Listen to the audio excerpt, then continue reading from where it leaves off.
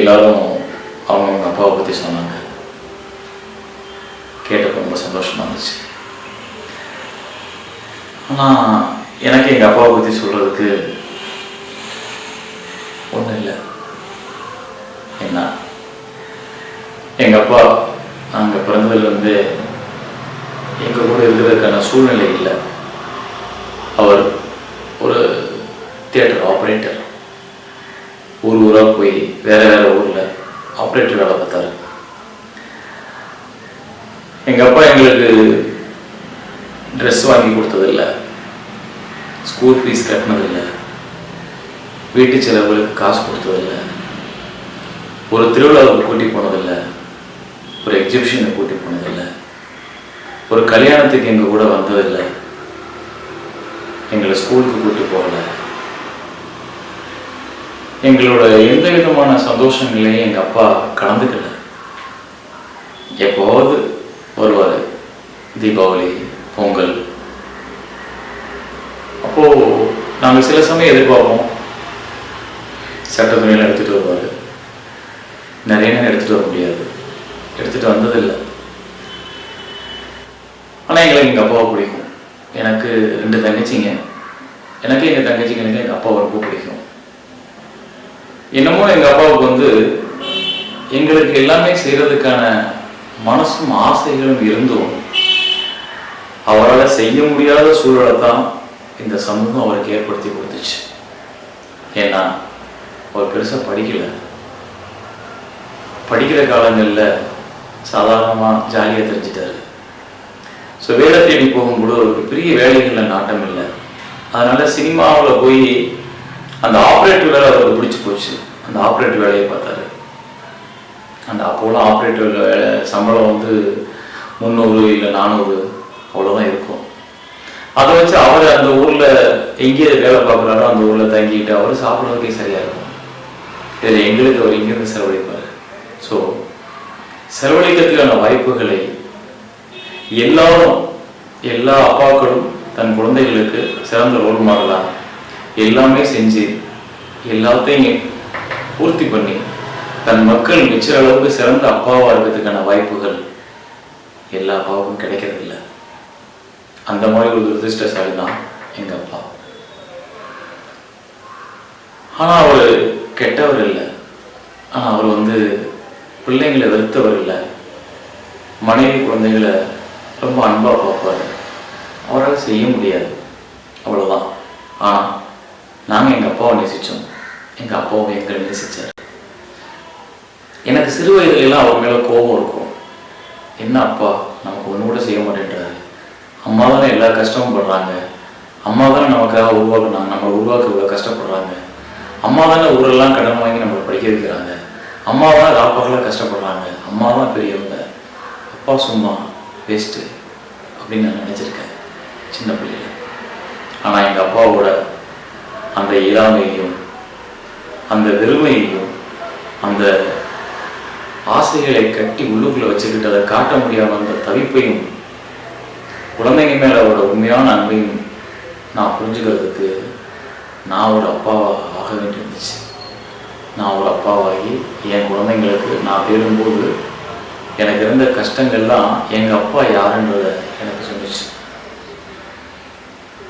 அவரோட சூழல், அவங்க அப்பா அம்மா, எங்கள் அப்பாவோட அப்பா அம்மா, எங்கள் அப்பா பிறக்கிறதுக்கு முன்னாடியே அவங்க அப்பா இறந்துட்டாரு. எங்கள் அப்பாவை பெற்று போட்டு எங்கள் அப்பா தான் இறந்துட்டாங்க. ஸோ அப்பா அம்மா இல்லை. எங்கள் அப்பாவை வளர்த்ததெல்லாம் எங்கள் அம்மாச்சி, அதாவது எங்கள் அம்மாவோட அம்மா. தாய் தந்தை இல்லைன்றதுக்காக எங்கள் அப்பாவை ரொம்ப செல்லமா எது கேட்டாலும் கொடுத்து எது கேட்டாலும் செஞ்சு தட்டி வளர்க்காம, அடித்து வளர்க்காம, கண்டித்து வளர்க்காம, தாய் தந்தை இல்லாத பிள்ளை ஏங்கி போயிடக்கூடாதுன்னு எங்கள் அம்மாச்சி ரொம்ப செல்லமாக வளர்த்துட்டாங்க. செல்லமாக வளர்த்தோட இல்லாமல் எங்கள் அம்மாவை எங்கள் அப்பாவை கட்டி வச்சாங்க. எங்கள் அம்மா பார்த்த பங்கு எங்கள் அம்மாச்சி பார்த்ததை எங்கள் அம்மா பார்த்தாங்க. அவங்களும் செல்லமாக வச்சுருந்தாங்க தன்னோட கணவனை. ஆனால் ஒரு 45 வருஷத்துக்கு அப்புறம் நான் எங்கள் அப்பாவை பார்க்குற பார்வை எனக்கு வித்தியாசமாக இருந்துச்சு. ஏன்னா ஒவ்வொரு மனிதனும் ராத்திரி ஆச்சுன்னா தன் குழந்தைங்களுக்கு ஏதாவது வாங்கிட்டு போகணும், ஒவ்வொரு குழந்தைங்களுக்கு செய்ய வேண்டியதை செய்யணும்னு நம்ம ஓடுற ஓட்டம் இருக்குல்ல, எல்லாருக்கும் அந்த பணத்தை சம்பாதிக்கிற வாய்ப்பு கிடைச்சிருக்கா? கிடைக்கல. நிறைய அப்பாக்கள் ஏமாற்றத்தோடு தான் வீட்டுக்கு போகிறாங்க. வீட்டுக்கு போய் தன் குழந்தைங்களுக்கு செய்ய முடியல, மனைவி கேட்டதை வாங்கி கொடுக்க முடியலன்றப்போ வெறும் நல்லா நிற்கிறாங்க. அப்படிப்பட்ட சந்தர்ப்பம், அப்படிப்பட்ட சூழ்நிலை எல்லா ஆண்களுக்கும் வரக்கூடாது. ஆனால் அதை புரிஞ்சுக்கிட்டேன்னா எங்கள் அப்பாவை அதுக்கப்புறம் நேசிக்க ஆரம்பித்தேன்.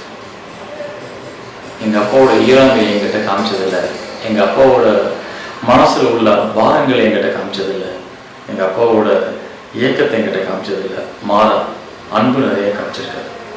இன்னும் எங்கள் மேலே அன்பாக இருக்காரு. இப்போவும் நாங்கள் எங்கள் அப்பாவை பாதுகாக்கிறோம், எங்கள் அப்பாவை மதிக்கிறோம், எங்கள் அப்பாவோட வார்த்தைகளை மதிக்கிறோம். ஆனால் அவர்கிட்ட இருந்து நான் கற்றுக்கிட்ட ஒரு விஷயம் என்ன தெரியுமா? எந்த விஷயத்தையும் கோவப்படாத, எந்த விஷயத்துக்கும் உன்னால் முடிஞ்சதுன்னா கூட நில்லு, முடியலைன்னா வருத்தப்படாத, தள்ளி நின்று சந்தோஷமா இருப்பாடு. வருத்தப்படாமல் நம்மளால் முடியலேன்னு நினச்சி ஏங்கிடாத, உன்னால் என்ன முடியுமோ அதான் முடியும். முடிஞ்ச விஷயங்களை செஞ்சு சந்தோஷப்படு, முடியாத விஷயங்களுக்காக ஏங்கி நிற்காத. இந்த சமூகம் பலவிதமான முகங்களை கொண்டது. இந்த பலவிதமான முகத்தில் எல்லா முகமுமா நம்ம இருக்க முடியாது. நம்ம ஏதோ ஒரு முகம்தான், அந்த ஒரு முகத்தை உண்மையாக வச்சுக்குவோம் அப்படின்னு சொல்லுவார். அப்படித்தான் அவர் இருந்தார். எல்லாருக்கும் எங்கள் அப்பாவை பிடிக்கும், எங்கள் அம்மாவுக்கு, எங்கள் அத்தைக்கு, எங்கள் தங்கச்சிங்களுக்கு, எங்கள் அத்தை பசங்களுக்கு, ஊரில் இருக்க அத்தனை பேத்துக்குமே பாண்டியன் அப்படின்னா அது ஒரு மரியாதை. பாண்டியன்னு அன்பாவும் பாசமாகவும் கூப்பிடுவாங்க. அது காரணம் என்ன தெரியுமா? அவர் யாரையுமே வெறுத்ததில்லை, எல்லார்ட்டையும் அன்பாக பழகுவார். தன்னால் முடிஞ்ச வேலைகளை எல்லார் வீட்லேயும் போய் செய்வார். அவர் கூட நின்று பார்ப்பார். நிறைய விசேஷங்களுக்கு கூப்பிடாமலே போய் உட்காந்துருவார். கோபப்பட மாட்டார் யார்கிட்டையும், மனிதனாக இருப்பார்.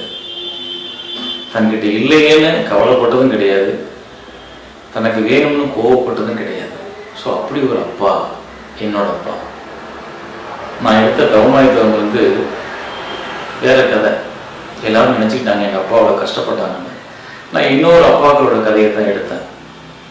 என் அப்பாவோட கதையை நான் எடுக்க முடியல, ஏன்னா அதில் நிறைய சோகம் இருக்கு, இன்னும் நிறைய ஆழமான ஒரு பார்வை இருக்கு.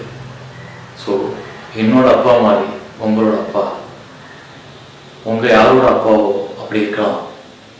அதனால் அப்பா மேலே கோவப்படாதீங்க. அப்பான்றவங்க ஒரு அற்புதமான ஸ்தானம். அவர் தான், அவரோட இரவல் தான் நம்ம, அவர் கொடுத்த பிச்சை தான் நம்ம உயிர். அந்த ஒரு காரணத்துக்காக அப்பாவை கடைசி வரை மதிக்கணும். முடிஞ்ச வரைக்கும் அப்பாவை புரிஞ்சுக்க ட்ரை பண்ணுவோம். நான் எங்கள் அப்பாவை புரியறதுக்கு 45 வயசு ஆச்சு, அப்புறம் தான் எனக்கு புரிஞ்சிச்சு. அதுபோல் உங்கள் அப்பாவையும் புரிஞ்சுக்கிறதுக்கு நல்லா தேடி பார்த்தீங்கன்னா உள்ளுக்குள்ள எல்லாத்துக்கும் ஒரு காரணம் இருக்கும். எந்த அப்பாக்களும் தன் மனைவிக்கோ தன் குழந்தைகளுக்கோ செய்யக்கூடாதுன்னு நினைக்கிறது இல்லை, ஆனால் செய்ய முடியறதில்லை. செய்ய முடியலன்றதுக்காக ஒருத்தர் வெறுத்துறதா? கோடி கோடியாக சேர்த்து வைக்கல, சொத்துக்கள் சேர்த்து வைக்கல, பெரிய பேக்ரவுண்ட் ரெடி பண்ணி கொடுக்கல, பெரிய லெவலில் நம்ம படிக்க வச்சிடல. ஆனாலும் என் அப்பா தான். இன்னைக்கு நான் இருக்கிறது, வாழ்றது, போராடுறது, தங்கச்சிங்களை வச்சிருக்கிறது எல்லாத்துக்குமே எங்கள் அப்பா தானே காரணம். எங்கள் அப்பாவும் அம்மாவும் இல்லைன்னா நான் யார்? ஸோ அந்த அப்பாவை செய்தால்தான் அப்பா, சேர்த்து வைத்தால்தான் அப்பா அப்படின்ற நிலையை மாற்றி எதுவாக இருந்தாலும் அப்பா அப்படின்னு நினைக்கணும். நான் எங்கள் அப்பாவை ரொம்ப பெருமையாக நினைக்கிறேன். எனக்கு எங்கள் அப்பா இருக்கிறது கௌரவம், எனக்கு எங்கள் அப்பா இருக்கிறது நம்பிக்கை, எனக்கு எங்கள் அப்பா இருக்கிறது ஒரு பக்கமரம். ஸோ அப்பா ஒரு மந்திரிச்சு, அந்த மந்திரத்தை எல்லாராலையும் புரிஞ்சுக்கிறது கஷ்டம், அவங்க பிள்ளைங்களை தவிர. ஸோ நீங்கள் உங்கள் அப்பாவை பற்றி புரிஞ்சிருப்பீங்கன்னு நினைக்கிறேன். இந்த மாதிரியான ஒரு படைப்பாக தான் சமுத்திரக்கனியோட அப்பா திரைப்படம் வரும்னு நான் நம்புகிறேன். எப்படி இருந்தாலும் அந்த அப்பாவை எனக்கும் பிடிக்க போகுது.